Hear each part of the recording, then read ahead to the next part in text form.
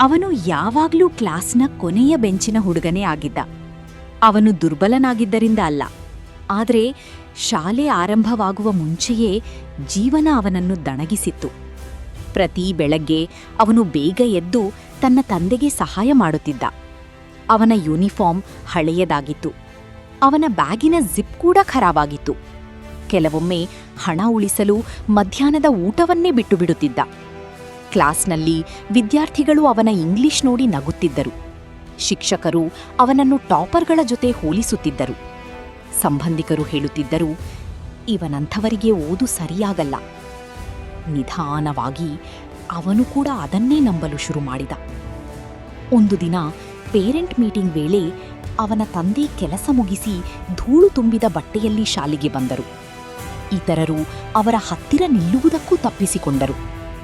ಆದರೆ ಅವನ ತಂದೆ ಹೆಮ್ಮೆಯಿಂದ ನಗುತ್ತಾ ಕೇಳಿದರು, ನನ್ನ ಮಗ ಈಗ ಚೆನ್ನಾಗಿ ಓದ್ತಾನಾ? ಶಿಕ್ಷಕರು ಮೌನವಾಗಿದ್ದರು. ಆ ಮೌನ ಯಾವ ಅವಮಾನಕ್ಕಿಂತಲೂ ಹೆಚ್ಚು ನೋವು ಕೊಟ್ಟಿತು. ಆ ರಾತ್ರಿ ಅವನು ತನ್ನ ತಂದೆಯನ್ನು ಸರಿಯಾಗಿ ಊಟ ಮಾಡದೆ ಮಲಗಿರುವುದನ್ನು ನೋಡಿದ. ಏಕೆಂದರೆ ಫೀಸಿಗೆಲ್ಲ ಹಣ ಖಾಲಿಯಾಗಿತ್ತು. ಜೀವನದಲ್ಲಿ ಮೊದಲ ಬಾರಿಗೆ ಅವನು ಮೌನವಾಗಿ ಅತ್ತ. ಜೀವನ ಕಷ್ಟವಾಗಿತ್ತು ಎಂದು ಅಲ್ಲ, ಯಾರೋ ಅವನಿಗಾಗಿ ಎಲ್ಲವನ್ನೂ ತ್ಯಾಗ ಮಾಡುತ್ತಿದ್ದರು ಎಂಬುದಕ್ಕಾಗಿ. ಮುಂದಿನ ದಿನದಿಂದ ಅವನು ಬದಲಾಗಿಬಿಟ್ಟ. ಯಾವ ಮೋಟಿವೇಶನ್ ವಿಡಿಯೋಗಳೂ ಇಲ್ಲ, ಯಾವ ಘೋಷಣೆಗಳೂ ಇಲ್ಲ, ಯಾವ ಪ್ರದರ್ಶನವೂ ಇಲ್ಲ. ಕೇವಲ ಮೌನವಾದ ಶಿಸ್ತು. ಇತರರು ಮಲಗಿದ್ದಾಗ ಅವನು ಓದ್ತಿದ್ದ. ಇತರರು ಸಮಯ ವ್ಯರ್ಥ ಮಾಡುತ್ತಿದ್ದಾಗ ಅವನು ನಿಧಾನವಾಗಿ ತನ್ನನ್ನೇ ಸುಧಾರಿಸುತ್ತಿದ್ದ.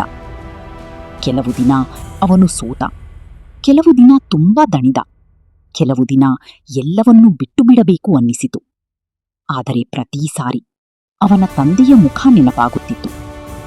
ವರ್ಷಗಳ ನಂತರ ಒಮ್ಮೆ ಅವನನ್ನು ನಗೆಯಾಡಿದ ಅದೇ ಜನ ಈಗ ಹೇಳುತ್ತಾರೆ, ಇವನು ಒಮ್ಮೆ ದೊಡ್ಡವನಾಗ್ತಾನೆ ಅಂತ ನಮಗೆ ಗೊತ್ತಿತ್ತು. ಆದರೆ ಅವನು ಒಬ್ಬನೇ ಅತ್ತುಕೊಂಡ ರಾತ್ರಿಗಳನ್ನು ಯಾರೂ ನೋಡಿರಲಿಲ್ಲ.